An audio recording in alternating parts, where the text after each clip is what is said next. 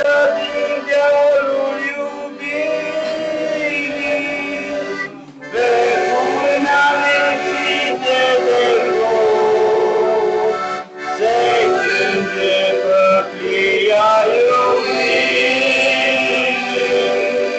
priviți-te aproape-te.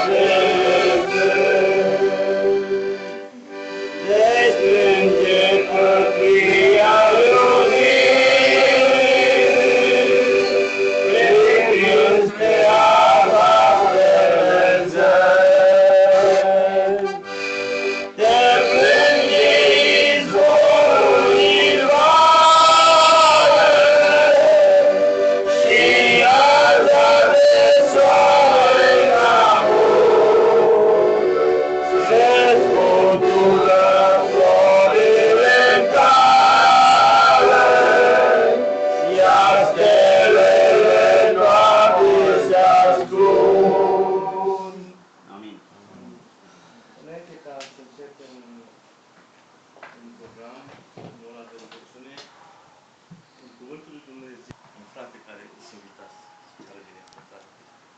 pentru că Tu ești Dumnezeul nostru din veșnicie în veșnicie. Aleluia! Și nu este nimic ca Tine, Dumnezeul viu, Dumnezeul lui Isaac, Dumnezeul lui Avram, Dumnezeul lui Iacov. În această dimineață, dacă Tu ai îngăduit ca în această dimineață să ne strângem în locul acesta, Te rugăm în numele Domnului Iisus Hristos, Te rugăm în această dimineață, lasă-Te călăuzit de orice inimă, Te rog în această dimineață să ne legi un lanț o nouă mișcare, Te rog să Te lași găsit de orice inimă. Avem nevoie de Tine, Doamne, avem nevoie de bunătatea Ta, avem nevoie de prezența Ta. De multe ori, Doamne, trecem prin valea umbrei morții,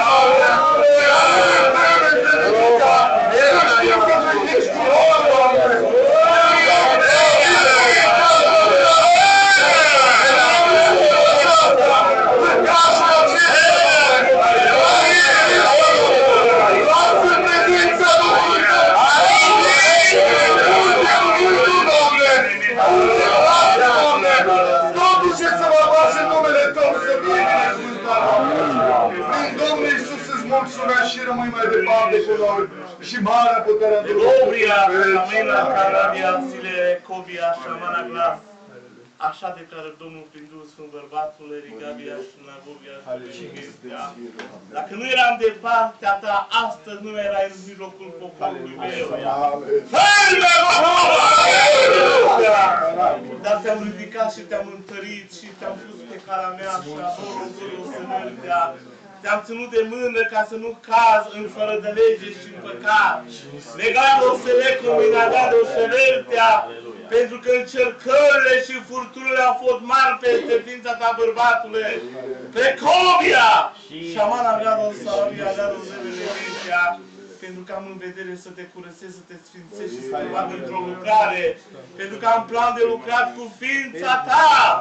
Megaul de Godul Șevele, Godul Șevele, de aceea în vremea aceasta apropie-te mai mult de Godul Șevele, ca să Te întăresc așa cum ți-am promis. Amin.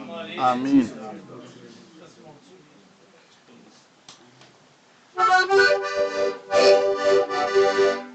Roagă-te dimineața,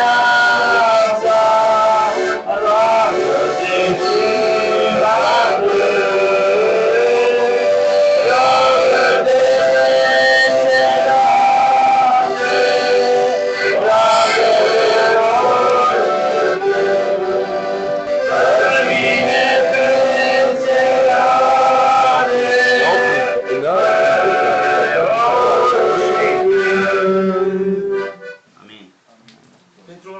să vine Cortorul Domnului deschidem la Psalmul 51, pagina VIP. După îndurarea Ta cea mare, șterge fărdelegile mele, spală-mă cu desăvârșire de nelegirea mea și curățește-mă de păcatul meu, căci îmi cunosc bine fără de legile și păcatul meu stă necurmat înaintea mea. Împotriva ta, numai împotriva ta am păcătuit și am făcut ce este rău înaintea ta, așa că vei fi drept în hotărârea ta și fără vină în judecata ta. Iată că sunt născut în nelejuire și în păcat m-a zămărit mama mea, dar tu cer ca adevărul să fie în adâncul inimii. Fă dar să pătrundă înțelepciunea înăuntru meu, curățește-mă cu isop și voi fi curat. Spală-mă și voi fi mai alb decât zăpada. Fă-mă să aud veselie și bucurie și oasele care le-ai zdrobit tu se vor bucura.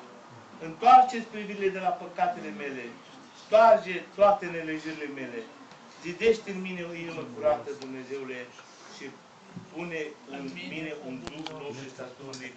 Amin. Amin, Doamne. Pentru această cuvânt și pentru ora de rugăciune, putem să înțelegem că au trecut o săptămână care, prin necazuri, prin încercări, prin greutăți, prin multe lucruri, este bine ca să ne recunoaștem în fața lui Dumnezeu.